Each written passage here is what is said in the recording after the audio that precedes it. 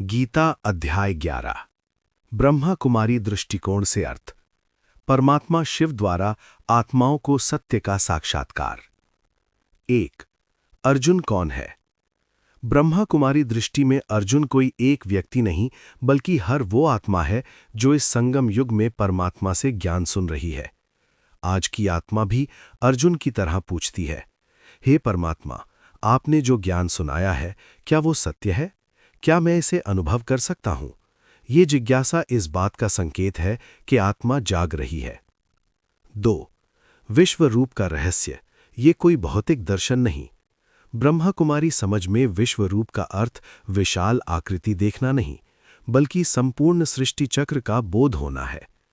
परमात्मा शिव आत्मा को ये ज्ञान देते हैं कि ये सृष्टि अनादि अनंत नाटक है। इसमें सतयुग से कलयुग तक का पूरा चक्र समाया हुआ है। सृष्टि का निर्माण, पालन और विनाश नियम अनुसार होता है। यही विश्व रूप है। संपूर्ण ड्रामा को एक साथ समझ लेना। 3। दिव्य दृष्टि क्या है? परमात्मा कहते हैं, साधारण नेत्रों से ये सत्य नहीं देखा जा सकता। ब्रह्मा कुमारी भाषा में ये दिव्य दृष्टि है आत्मा की स्मृति, परमात्मा से योग, देह अभिमान से मुक्त स्थिति। जब आत्मा स्वयं को शरीर नहीं चैतन्य बिंदु समझती है और परमात्मा शिव को ज्योति बिंदु के रूप में याद करती है, तभी ये ज्ञान स्पष्ट होता है। 4। काल रूप का अर्थ, विनाश का सत्य।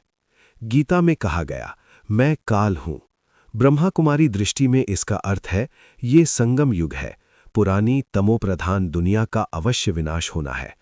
ये विनाश किसी क्रोध से नहीं, सृष्टि नियम से होता है। परमात्मा शिव स्पष्ट करते हैं, विनाश मैं नहीं करता, समय का चक्र करता है। मैं तो तुम्हें पहले से सावधान कर रहा हूं। 5। सबका मुख में जाना, आत्मा अमर है। गीता में योद्धाओं का भगवान के मुख में जाना ब्रह्मा कुमारी समझ में ये बताता है कि शरीर नाशवान है, आत्माएं अमर है। पुरानी देह छोड़कर आत्माएं नई देह लेंगी। ये डराने का दृश्य नहीं, बल्कि देह अभिमान तोड़ने का ज्ञान है। 6। अर्जुन का भय, आत्मा का पहला अनुभव। जब आत्मा पहली बार ये जानती है कि ये दुनिया बदलने वाली है, मेरा शरीर सदा नहीं रहेगा, मैं करता नहीं अभिनेता हूं, तो भय उत्पन्न होता है। लेकिन परमात्मा शिव तुरंत कहते हैं, डरो मत, तुम आत्मा हो, तुम्हारा कल्याण निश्चित है। 7। सौम्य रूप, परमात्मा का वास्तविक परिचय। ब्रह्मा कुमारी दृष्टि में परमात्मा न डराने वाले हैं, न दंड देने वाले। वे शांत प्रेम स्वरूप ज्ञान सागर है। इसीलिए अर्जुन को पुनः सौम्य रूप दिखाया जाता है, जो ये संदेश देता है कि मैं तुम्हें विनाश नहीं, नया स्वर्णिम संसार देने आया हूं। 8। अध्याय 11 का गूढ़ सार, बी के पॉइंट्स।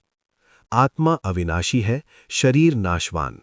परमात्मा शिव साकार नहीं, ज्योति बिंदु है। विश्वरूप बराबर संपूर्ण सृष्टि चक्र का ज्ञान। काल रूप बराबर समय का परिवर्तन। विनाश डराने के लिए नहीं, शुद्धि के लिए है। हम करता नहीं, ड्रामा के अभिनेता हैं। योग से दिव्य दृष्टि खुलती है। निष्कर्ष, ब्रह्मा कुमारी संदेश।